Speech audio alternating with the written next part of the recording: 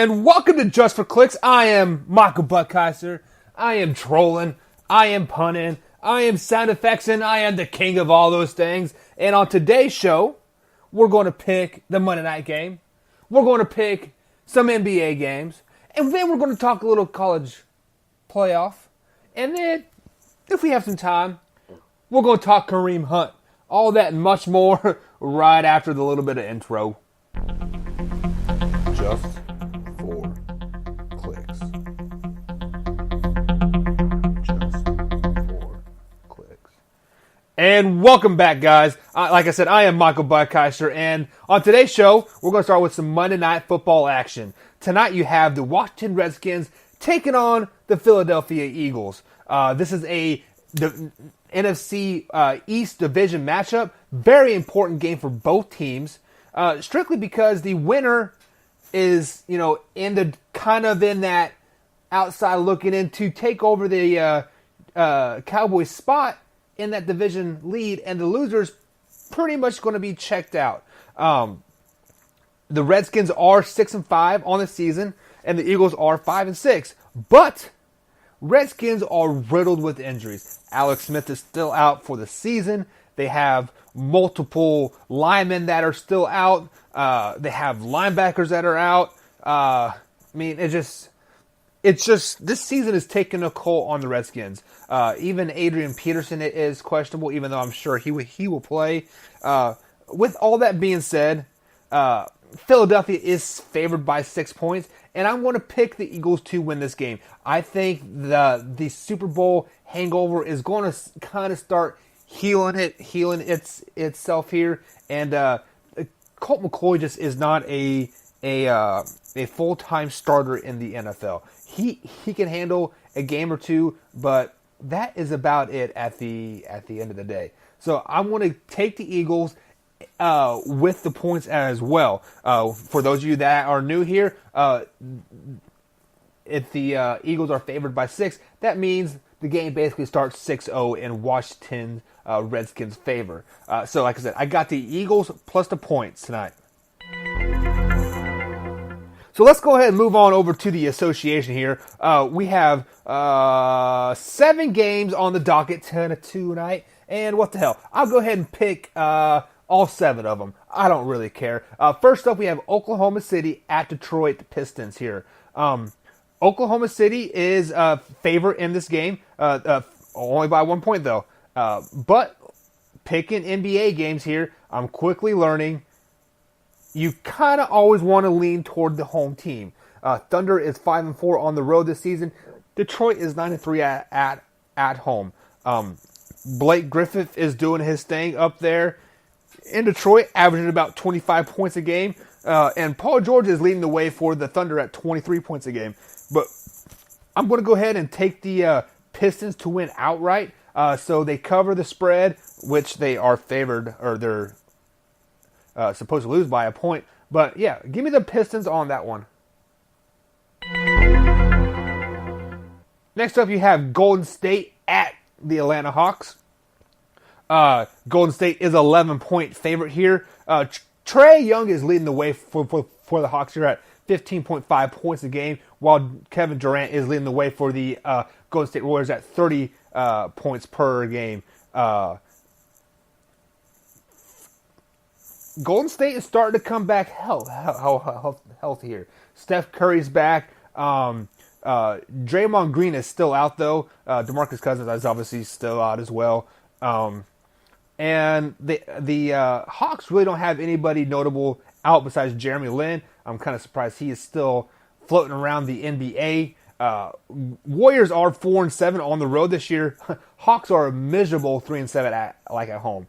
So give me Golden State Warriors. I think they're going to cover the points as well. So Golden State by 12 plus points tonight. Next up, you have the horrible Cleveland Cavaliers taking on the Brooklyn Nets here. Cleveland just traded off Kyle Korver. Believe he went to the Jazz. So I'm kind of confused of who their point guard is now. They have quite a few guys out here. They have Sam Decker out, David Nababa out, and Zikak out as well.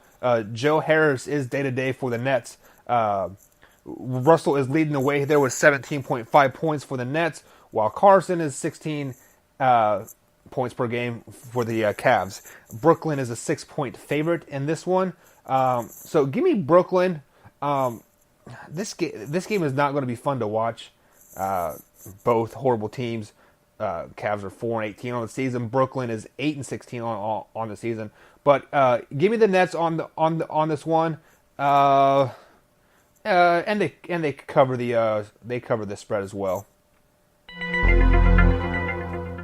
Next up, you have Washington at New York. Washington Wizards are 9-14 on the season, 2-9 on the road.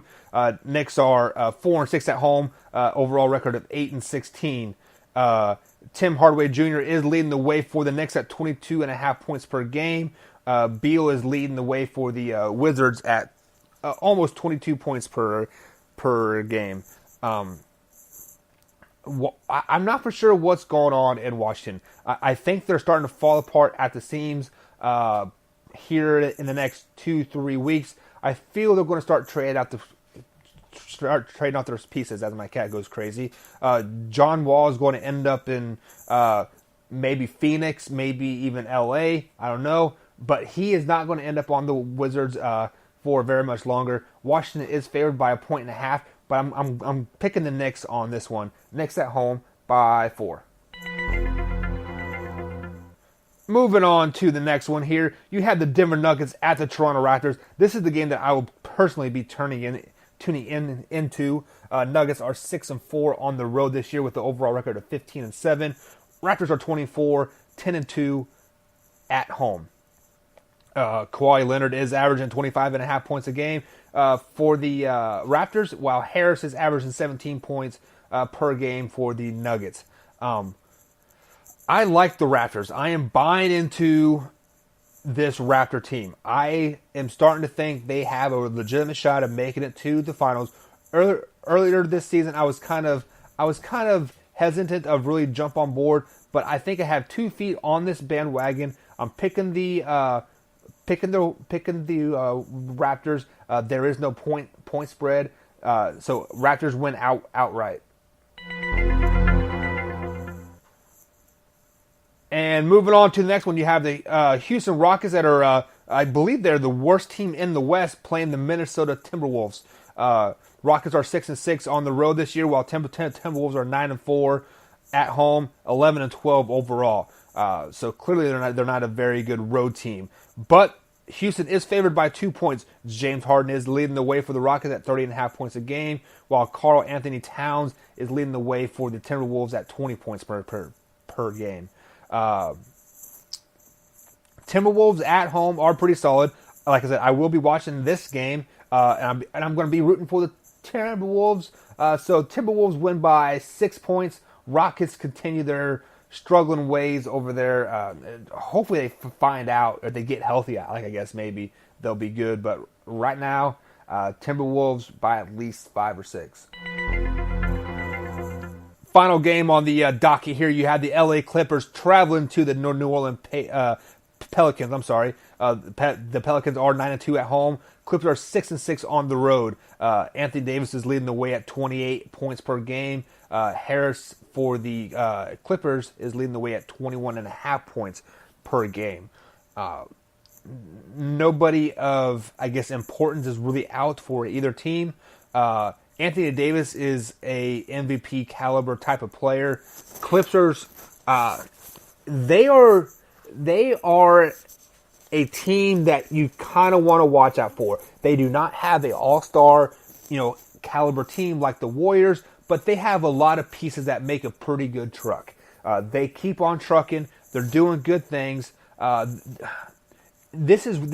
want to go Clippers on this pick, but they are 6-6 on the road. And the Pelicans are 9-2 at home. But I'm going to go against what my gut is telling me. I'm going to go with the LA Clippers, and there is no point spread on this one. So Clippers win outright. All right, guys. So let's move on over to the Amateur Association here. The first game that I see that really popping out on me is It is number 14 Iowa at Michigan State. What Michigan State is a team that lost to Louisville a couple weeks ago, I think. Yeah, it was just a week ago, I guess. And when I saw them play, I saw a team that gave up. When they went into overtime, they kind of feel I feel like the air on their bench kind of deflated, and they were just kind of going through the motions. They knew they were going to lose, type of thing. This Iowa Hawkeye team, they are a very big surprise to me. They have won 4 of their last 5 games. Wins coming over Oregon, Connecticut, and Pitt. But a loss coming to Wisconsin in Big Ten play. A very good Wisconsin, a very underrated Wisconsin team. But this is a conference game. Michigan State is favored by 10 points in this game, and I'm going to have to go with Tom Izzo's Michigan State Spartans. You can always bet Izzo is going to have his team playing well at home, especially a team that he knows well, like a division foe like the Iowa Hawkeyes. So give me the Spartans on this one. They don't cover the spread, so Michigan State wins, but Iowa State covers the spread.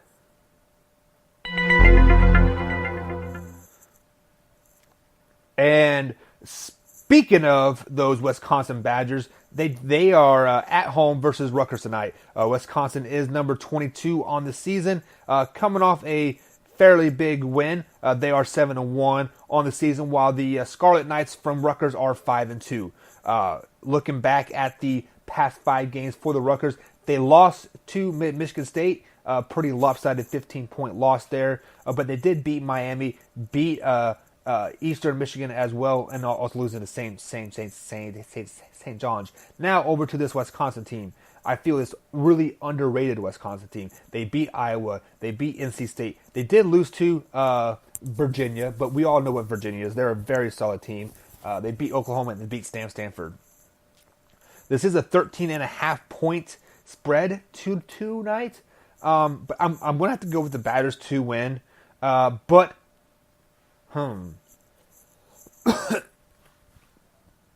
me give you guys a little insight on what my mind is thinking right now. When the spread is over 10 points, Vegas wants you to pick that spread. They want you to pick Rutgers to not lose by 14 points. With that being said, Vegas is out to make money. They make these bets to make it enticing because people see that number 22 by Wisconsin and they see a 14-point spread per se. And they also see that record of 5-2 from Rutgers. They're going to pick that spread. I'm going to pick Rutgers to win, but I'm going to pick Wisconsin to win outright, obviously, and then pick them to cover the spread as well. You heard right. They're going to beat Rutgers by 14 points tonight, plus. All right, guys, so let's move on over to, since we're in the amateur ranks, so we're going to stay in college football. As you guys know by now, the college football playoff rankings came out Sunday afternoon, or early afternoon. I think it was like 10 or 11 o'clock in the morning. I think it was actually when they came out. But as no surprise, Alabama stayed number 1, Clemson number 2, Notre Dame number 3. And then they snuck, I say snuck because it's kind of it surprised me that they actually put a non-SEC team in that 4 slot, but they put Oklahoma in that number 4 spot. So the matchup we have, starting here soon, is you have Alabama versus Oklahoma, and then you have Clemson versus Notre Dame. Now, what I'm thinking here is, did the committee get this right? Yes, I think they got it right, but they wanted to put Georgia in there so bad. When Georgia was beating Alabama by that 14 points, they were chopping at the bits. They were wanting to move. They had us all playing out in the head. They had Clemson at number 1. They could even put Notre Dame at number 2. I don't really care. And then they probably had Georgia at 3, Alabama at 4. because they wanted a Georgia-Alabama championship game. Let's face it. The committee is SEC biased. We covered this on RTF Sport Talk. They wanted two SEC teams in there, but now we are all asking ourselves, why are there only four teams? So I spoke on this last show. What was it? Friday or Saturday? My mind's kind of running together because I was on vacation, heading back home to Kansas. Shout out to my uncle for getting married. Congratulations, big guy. But once the rankings hit that 8th spot, the teams really start to fall off. So if you look at every other sport or every other level of football, there is a playoff system with more than 4 teams. Okay, I coach high school football, for example, in the state of lovely Indiana. Okay, so we have what are called sectionals. They break these sectionals off into 4 or 5 teams. They draw names out of hat. It's bracket pool. One plays 5. One actually has a bye. No, our sectional had 5 teams. So the 4th and 5th place seed team played number 1. 2 and 3 played each other. Whatever. You get what I'm saying. There are 15, 16 sectionals in the state. Each one of the champions then moves on to the next bracket. Winner of sectional 1 plays winner of sectional 2, so on and so on. It's a simple bracket play. Division 3 football. Wonder how they do playoffs. The exact same way. They play into the playoffs. They have a division. They have a sectional. They play those 3 or 4 teams. The winner moves on to the playoffs. Simple as that. Then the next level up. What is it? Division 2 or what is it? FBS or whatever it is called. It is called now. We have to be politically correct nowadays. How do they do it? Oh, they do it the exact same way. Oh, then we have Division 1 AA. How do they do it? Do you catch the trend? They do it the exact same way. Okay, so then we get to our level. Let's go ahead and skip the 1A rankings for right now. Let's move over to the professional ranks. The glory of the gods. Like, this is the staple. This is what everybody gets to. This is the pinnacle of your existence. Like you could say. How does the NFL do their playoffs? They have what? 8 divisions total, 4 in each conference. The winner of that division gets in, and then they have a wild card for 8 teams, or they have two wild cards for 8 teams on each side of the bracket. So basically, just like high school football, the division is the sectional. The winner of that division / sectional makes it to the playoffs. Oh my God! Okay, so then we get to the 1AA football, the 1A football program. This tells you how crooked this stuff is. So the playoff has been in place for what? 3 years now, 4 years? I'm not for sure, but it took a lot of controversy to get to this point. But every other level of football has a playoff system that makes sense. This 4-team playoff does not make sense. Expand it to 8 teams. Okay? Better yet, that there are 132 teams in college 1A football. 132 teams. So if we take those 132 teams and we divide them into, I don't know, let's say 6-team sectionals. Okay, so there are 22 sectionals at that point. So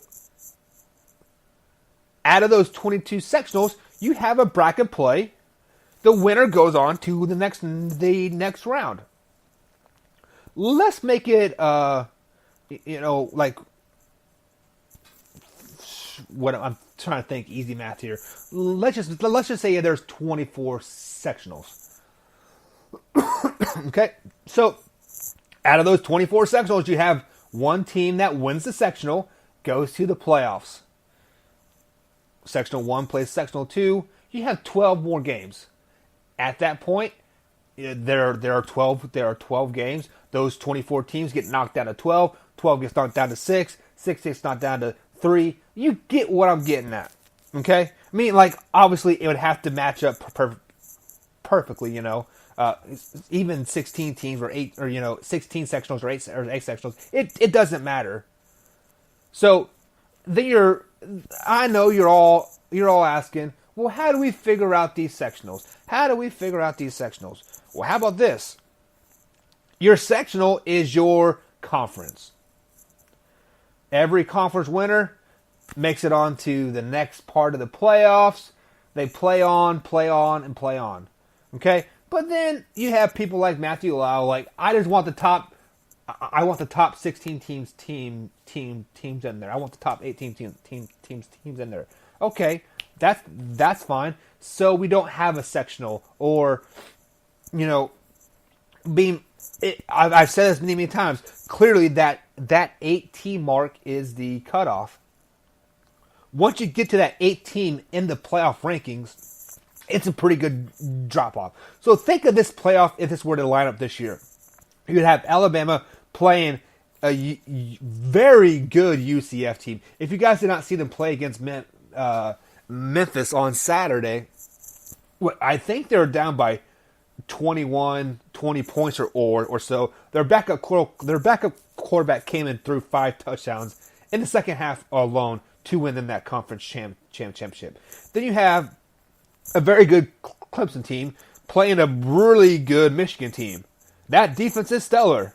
That could be an upset in the making. Then you have a Notre Dame versus Ohio State. Who doesn't want that? Oklahoma versus Georgia. Who doesn't want that? Like, expand it to 8 teams. It's simple. It's not that hard. If you're worried about playing time, cut out all these nonsense games. Alabama doesn't need to play Citadel. Kentucky doesn't need to play Central Michigan. Clemson doesn't need to play South Carolina junior high school. Cut out all those nonsense games. Cut it back down to 10 games in a regular season so we can make up for those extra two games in the end. But in the end, I want 8 teams. The college football, come on, Mitty. I know you guys do what you can, but I know you guys wanted to put Georgia in that playoff. I feel if the roles were reversed in that game, the outcome was the same, but the roles were reversed. Alabama was up by 14 points against Georgia. Georgia come back, and they lose by 7. I think the committee would have put Georgia in the playoffs because they knew that, hey, this team doesn't quit. Hey, this team competed with Alabama all game long, and they only lost by 7. What if we saw that for a second week in a row? Then what? But Georgia lost the game. They were up by 14 or 21 points at one point. A stupid fake punt at the 50 with 3 minutes left to go. That was kind of a dumb call. I don't care what the outcome was or would have been, or the potential outcome. I still think it was a dumb call on Kirby Smart's call. I think he tried to outthink himself on that one. But committee, just expand it to 8 teams. Make everybody's life better. It'd be so much better. 8 teams. I know we have 2-3 years left on this contract. 8 fucking teams, damn it. Now I want to get to Kareem Hunt. Yes, I know everybody's been kind of beating this story with it is a dead horse. We get it. I've been on vacation. I haven't had time to really speak my mind on it. I was at a wedding when this news came out. My sister actually came up to me. and said Kareem Hunt got cut by the Chiefs. I'm like, what are you talking about? Like, is this a joke? Like, I mean, like, and then I saw the video. So the video, we've all seen it, okay? But the question that I'm asking, why? So let me make a disclaimer out there, okay? Actually, I don't really care what you think. If a woman comes at a man should hit a woman like a man, okay? If a woman doesn't want to get hit like a man, don't come at anybody like a man. It's simple as that. So with that being said, I think Kareem Hunt's kind of where he got in trouble was that final kick. You know, we've all seen her curled up on the ground, and he gave that final kick kind of to add insult to injury at that point. Do I think the Chiefs knew about it and knew everything about it? Yes, I think they knew. Did Kareem Hunt tell them everything? No, he clearly did not. He's come out and said that on ESPN, I believe Sunday, or maybe even Saturday. I'm not for sure. But either way, Kareem Hunt said he did not tell Kansas City everything. Did Kansas City know everything? Yes. You know they had to. Did the NFL know everything? You're damn right. This is all a fucking PR stunt because TMZ wants to ruin fucking people's lives like they do.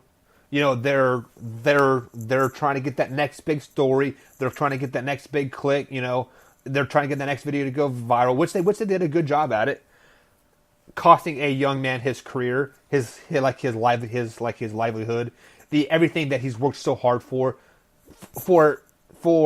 basically defending him like himself. Like, I know this is all hearsay at this point, but I've heard that this woman spit on Kareem Hunt, called him the N word as he asked her to leave his house because she was underage. She was 19 years old at a party in a hotel which Kareem Hunt lived at. I believe they called it the Nines or something like that. I'm not for sure. But it's some high-end luxury hotel where they live at. She was asked to leave or told to leave. I don't really care. One way or the other. She was not welcome at his house, at his party anymore. Then she allegedly spit on him, called him the N-word, and a bunch of other things. And that's when the video picks up. Okay? So, as always, we never see the full fucking story. And this is why I hate these fucking videos, is because they always cut out the part where I'm going to get very controversial here. And quite frankly, I don't care. Like, say when a black man is getting arrested by the police. It could be a black police officer, white police officer. It doesn't matter. Oh, and I shouldn't... just... people in general that are getting arrested by the police. They pull out their phones and you see the end where the cops are piled on them, you know, trying to cuff them, etc. You have to ask yourself, people will go up in arms. Oh, the cops were being too rough with them, yada, yada, yada. First of all, ask yourself this. Why were the police there? The police were there because a crime was being called upon, being committed. They're there for a reason. They just don't randomly show up and pile on you. 2, why don't you just follow their fucking orders and do what they tell you? You wouldn't have this issue. If a police officer asks for your for your ID, the first thing you do shouldn't pull out your cell phone to record them and then become a man, puff out that chest, you know. So I want to see the whole surveillance video. So in that video, one of Kareem Hunt's friends takes the woman's cell phone. Is that cell phone destroyed? I don't know. Probably is. But I wonder if somebody else doesn't have a video. See, like, why was that woman recording in the first place? Because she knew she was with a football star, going to get him in trouble. That was her whole fucking goal. That was her whole fucking goal, was to get Kareem Hunt in trouble. And then, when charges weren't pressed back in February, obviously the NFL knew about it. The Chiefs knew about it. And if you don't tell me that they haven't seen the whole video, do you know what these guys do in draft days? They pull Sam Darnold, wasn't it the Wyoming quarterback? They pulled back a tweet back when he said when he was in 8th grade. So you're telling me that they don't have access to this footage? Shut the fuck up and get out of here. I'm fired up about this because TMZ didn't have any right to do this. Like, they are always trying to bring down the big sports star. Yes. Oh, yes, they are. They're trying to bring down the next big sports star. Kareem Hunt was doing great. This happened back in February. It's now December. So you're telling me 10 months later, TMZ just randomly, I wonder if Kareem Hunt was fighting a woman at this. No. What happened is this fucking bitch didn't get enough hush money. She didn't get any hush money. So she's like, hey, TMZ, go to this hotel and get the surveillance footage of Kareem Hunt kicking me. That's what happened. The only reason why this is a story today is because of Reuben Foster, honestly. Because another crazy woman, I believe this is Reuben Foster's 3rd or 4th time being accused by this woman this year alone of assault or sexual battery or whatever he got accused of. Which, I might add you, he was never found guilty of yet. The first 2 or 3 of them got swept away. He found to be innocent. No charges were pressed against Kareem Hunt, so he's obviously innocent. I mean, yes, he did kick that bitch. I'm going to call her a bitch because she is a bitch. But 10 months later, come on. Video should have came about this in March. Video of this should have came out during the draft. Video of this could have came out in preseason. Why now? Because the Chiefs are making a playoff push? Because the Chiefs are making a playoff push? A Super Bowl push? A division winner push? Or is it because the woman's hard up for some money? She has to pay rent. She bought a new car. She wants to pay out the car note. Think about it. Think about it. Think about it!